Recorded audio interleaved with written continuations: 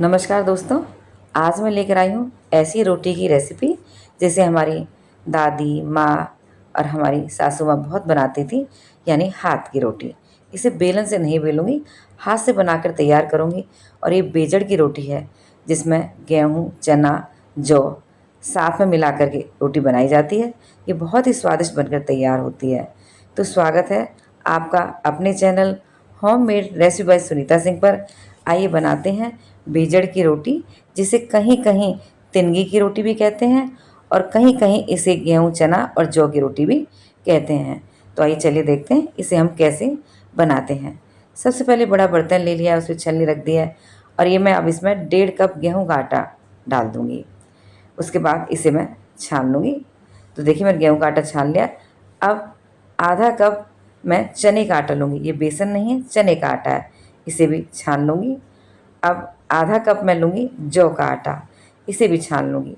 जौ के आटे में काफ़ी रेशे होते हैं, तो ये छानने पर मैं आपको दिखाती हूँ। देखिए कितने रेशे बाहर निकले हैं। इसे हम डिस्कार्ड कर देंगे। अब मैं इसमें 1 चम्मच अजवाइन लूँगी, इसे हाथ से क्रश करके डालूँगी और थोड़ी सी हींग डालूँगी। हींग अजवाइन टोटली ऑप्शनल है। नमक मैं बाद में डालूँगी और मैं ये नमक बाद में क्यों डालूँगी मैं आपको रेसिपी में आगे बताऊँगी। अब इसमें पानी डाल करके हम इसका सॉफ्ट डो बनाकर तैयार करेंगे। जैसे हम रोटी बनाते हैं ना, उससे भी थोड़ा सा इसे सॉफ्ट रखना है। तो थोड़ा थोड़ा पानी डालते जाएंगे और इस आटे को हम इस तरीके से तैयार करेंगे। तो देखिए अच्छे से बाइंड हो गया है। अब मैं इस समय नमक लूँगी, तो जितना आप नमक चाहते हैं ले लीजिए। थोड़ा सा इसके ऊपर पानी डालूँगी और इसे अच्छी तरह से इस तरीके से परात में रगड़ दूँगी, तो उससे सारा आटा निकल आएगा।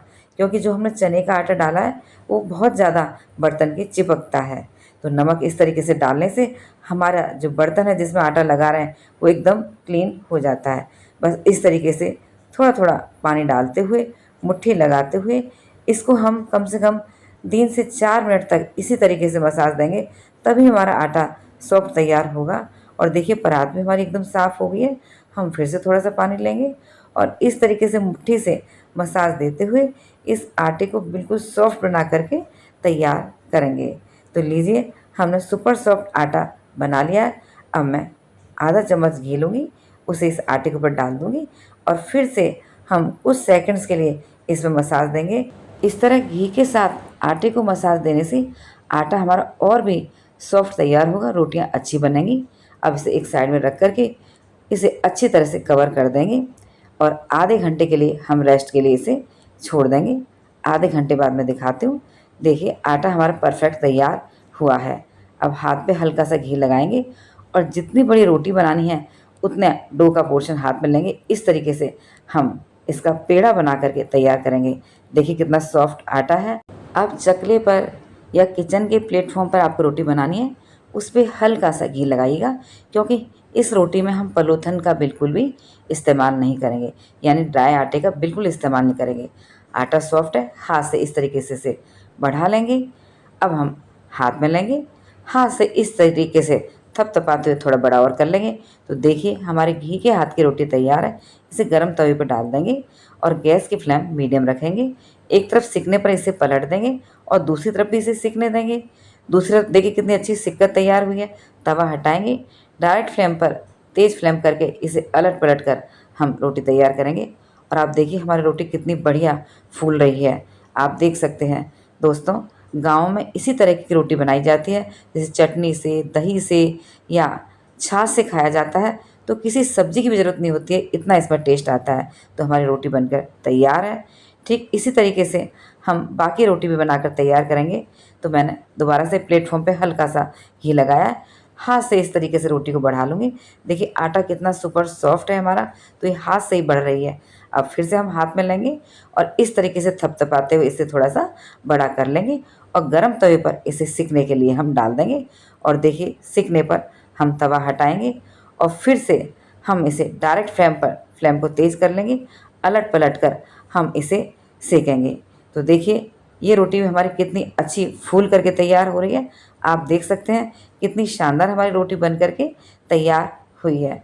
तो दोस्तों इसी तरीके से हमने बेजड़ की यानी कि गेहूँ चने की सभी रोटियां बनाकर तैयार कर ली हैं। आप इन्हें चाहें तो ऐसे भी खा सकते हैं, लेकिन इन रोटियों पे जब घी लगा कर के खाया जाता है तो ये बहुत ज़्यादा स्वादिष्ट लगती हैं। तो हमारी सभी रोटियां बनकर के तैयार हैं। अब हम इन पे घी लगा लेते हैं। घी लगाने से इनका स्वाद और भी ज़्यादा बढ़ जाता है। आज मैंने इन बेजड़ की रोटियों के साथ बनाई है आलू और सहजन फली की सब्ज़ी, साथ में घर का जमा हुआ दही है और ये है भांग के बीज की चटनी। तो हमारा आज का लंच तैयार है। तो दोस्तों, मेरी बताई गई रेसिपी के अनुसार आप भी इन बेजड़ की रोटी को बनाइएगा और देखिए दोस्तों, ये भांग की चटनी के साथ बहुत ही टेस्टी लगती है। कोई भी चटनी हो, इस रोटी के साथ जाएगा बड़ा ही अच्छा आता है। तो दोस्तों, बनाइएगा और मुझे कमेंट सेक्शन में बताइएगा ज़रूर आपको मेरी ये रेसिपी कैसी लगी। यदि आपको मेरी रेसिपीज़ अच्छी लगती हैं तो प्लीज़ लाइक, कमेंट, शेयर और सब्सक्राइब कीजिएगा।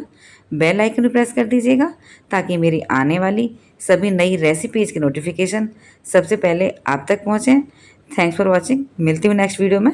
तब तक के लिए बाय बाय।